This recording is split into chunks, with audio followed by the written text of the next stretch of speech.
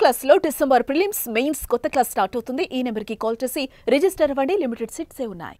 2024 ఎన్నికల్లో విజయం తర్వాత లోకేష్ 2.0ను ఏపీ ప్రజలు చూస్తున్నారు. తనదైన శైలిలో పనిచేస్తూ ముందుకు దూసుకుపోతున్నారు మంత్రి లోకేష్.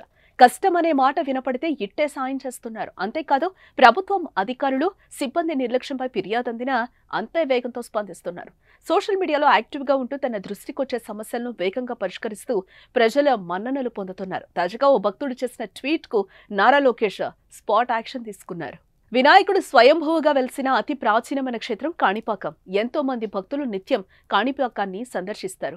అయితే అక్కడ కొంతమంది సిబ్బంది వ్యవహారం మాత్రం వివాదాస్పదంగా మారుతోంది. శనివారం రోజు మరోసారి బండారం బయటపడింది. కాణిపాకానికి వచ్చిన కిషోర్ కుమార్ అనే భక్తుడు స్వామివారి దర్శనం కోసం 500 రూపాయలు చెల్లించి సాధారణ ఆశీర్వచన టికెట్ తీసుకున్నారు.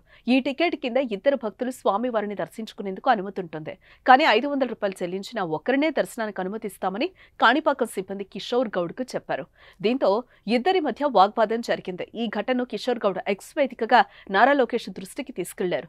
నారా లోకేష్ అన్న కాణిపాకం దేవాలయంలో దోపిడీ దారుణంగా ఉందని, 500 రూపాయల టికెట్ తీసుకుంటే ఒక్కరనే దర్శనానికి అనుమతిస్తారని, అడిగితే రూల్స్ ఇంతే అంటూ బుకాయిస్తున్నారని ఫిర్యాదు చేశారు. కిషోర్ గౌడ్ ఫిర్యాదు అందిన వెంటనే లోకేష్ రియాక్ట్ అయ్యారు. ఏపీ దేవాదాయ శాఖ మంత్రి రామనారాయణ రెడ్డిని కూడా విచారణకు ఆదేశించారు. దీంతో దీనిపై విచారణ చేపట్టిన ఆలయ ఈవో పెంచెల కిషోర్ ఆలయ సిబ్బంది తప్పుందని గుర్తించి జి కుట్టిబాబు అనే ఉద్యోగిని విధుల నుంచి తొలగించారు. ధారణ ఆశీర్వాదం టికెట్ ఒక్కరికే అని మభ్యపెట్టడమే కాకుండా భక్తుల పట్ల అమర్యాదగా ప్రవర్తించి దేవాలయ ప్రతిష్టకు భంగం కలిగించినందుకు ఉద్యోగం తీసివేస్తున్నట్లు ఉత్తర్వులు జారీ చేశారు. మరోవైపు సాధారణ ఆశీర్వాదం టికెట్పై భక్తులకు ప్రవేశం లేదన్న ఆలయ ఈవో దర్శనానికి విడిగా టికెట్ తీసుకోవాలన్నారు. ఈ విషయాన్ని టికెట్ కౌంటర్లో ఉన్న సిబ్బంది భక్తులకు తెలియచేయాలని, కానీ అలా చెప్పకుండా వారితో దురుసుగా ప్రవర్తించిన కుట్టిబాబును విధుల నుంచి తొలగిస్తున్నట్లుగా పేర్కొన్నారు. ఇలా సోషల్ మీడియాలో ప్రజల నుంచి వచ్చిన ఫిర్యాదులపై లోకేష్ యాక్షన్ తీసుకోవడం ద్వారా సామాన్యుల నుంచి హర్షం వ్యక్తమవుతోంది.